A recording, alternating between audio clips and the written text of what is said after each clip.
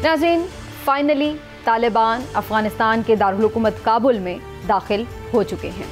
अगर ये कहा जाए कि एक तवील जंग का खात्मा है और अब ये तकरीबन अपने आखिरी मरहले में पहुंच चुकी है, ये एक फाइनल मैच है, तो शायद गलत ना होगा।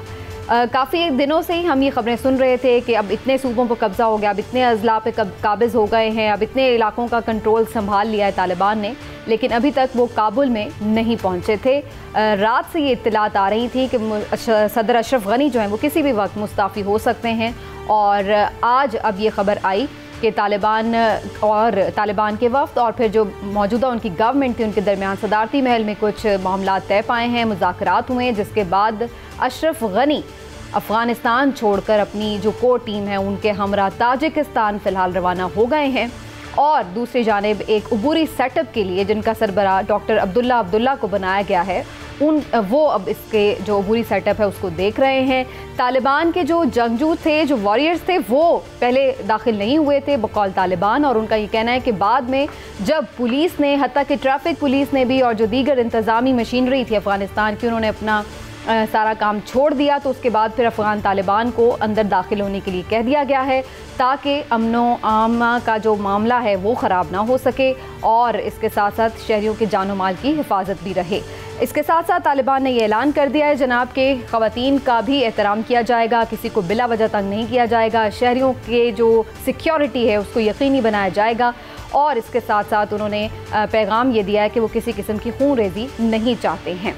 अब ये सारी सूरत हाल इस वक्त लेटेस्ट बताई जा रही है अफ़गानिस्तान के दारुल हुकूमत काबुल की। जो सिफारत खाने हैं वो तेज़ी से खाली कराए जा रहे हैं, इमरजेंसी की सिचुएशन है वहाँ पर, लेकिन अब इससे आगे होगा क्या, बहुत सारे सवालात हैं। एक तो ये तय करना भी बाकी है कि इस तवील जंग में अमेरिका ने आखिर हासिल क्या किया है। वियतनाम से जैसे निकला था, क्या अफ़गानिस्तान से भी वैसे ही ख्वार होकर जा रहा है, और आखिर इस खून रेजी के बाद उसने सबक सीख लिया है कि किसी नई जंग का हिस्सा नहीं बनेगा या कोई नई जंग शुरू नहीं करेगा।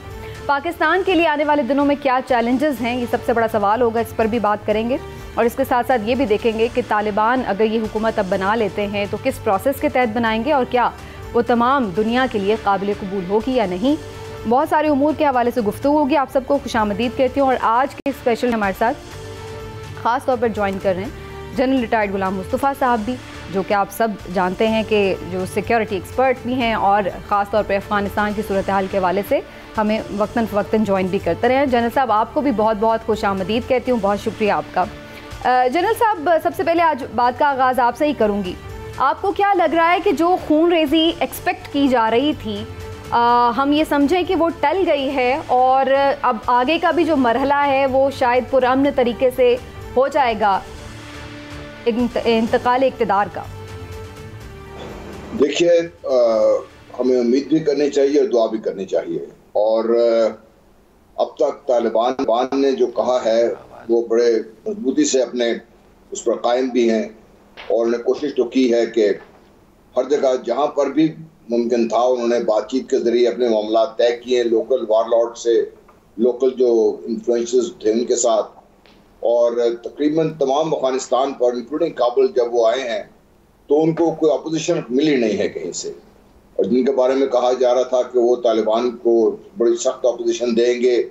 फ़ौज शायद अपने आप को बचा के रखी जा रही है कि जब वो शहरों में आएंगे तो उनको इस तरीके से पकड़ लिया जाएगा। वो सब कुछ अभी तक नहीं हुआ, और लेटेस्ट जो खबरें आपने बताई है उसके मुताबिक अगर आप देखा जाए तो एक ट्रांजिशन सेटअप भी आ गया है वहाँ पर, और इस वक्त बातचीत इसके बाद शुरू होगी, और जिसमें वो तमाम जो स्टेक होल्डर्स हैं अफ़गानिस्तान के अंदर और जो लोग अफ़गानिस्तान को में अमन चाहते हैं, वो लोग, उन सब की कोशिश होगी कि तालिबान और अब जो बाकी स्टेक होल्डर्स हैं ये किसी मुत्तफ़िक़ा एक लाहे अमल पे आमादा हो जाएं और जो अगले मामलात हैं उनको उसके मुताबिक चलाया जाए ताकि खून रेजी से बचा जा सके। समीना, यहाँ पर कहते हुए मैं एक डर भी है मुझे, वो ये है कि आपने अमेरिका के बारे में तो हम सब देख रहे हैं, अमेरिका की फ़ौजें यहाँ से निकल गई हैं, अमेरिकन के सफारत खाने थोड़े खाली हो रहे हैं, लेकिन अमेरिका यहाँ से गया नहीं है, और अमेरिका का जो मफाद है इस खित्ते में वो ख़त्म नहीं हुआ है। उन्होंने अपने मफाद की निगहदाश्त के लिए लाखों अफगानों को मौत की भेंट चढ़ा दिया, इराकियों को शहीद कर दिया, लीबिया को तबाह कर दिया, सीरिया का बेड़ा गर्क कर दिया। तो वो अब भी इस खित्ते को, जिसे अफगानिस्तान और पाकिस्तान कहते हैं, इसको स्टेबल देखना अमेरिका के मफाद में नहीं है। वो अपनी हद तक मकबूल कोशिश ये करेगा कि अफगानिस्तान में सेटल ना हो और उसके साथ पाकिस्तान में भी बदअमनी फैले।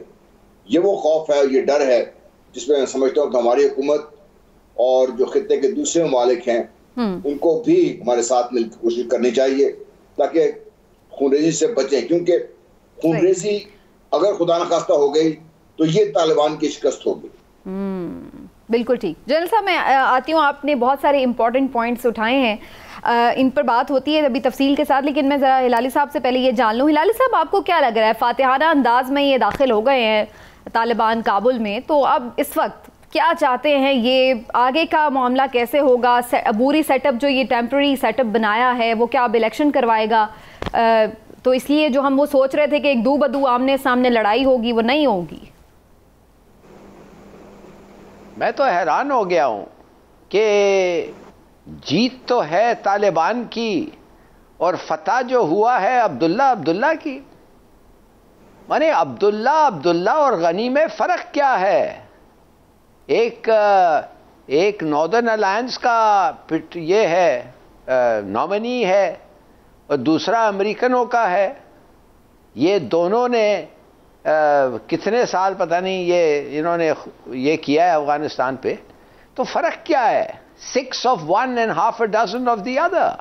अब ये क्या करेगा अब्दुल्ला? आपके ख्याल में एक मिनट के लिए आप समझते हैं इसका और तालिबान का गठजोड़ हो सकता है?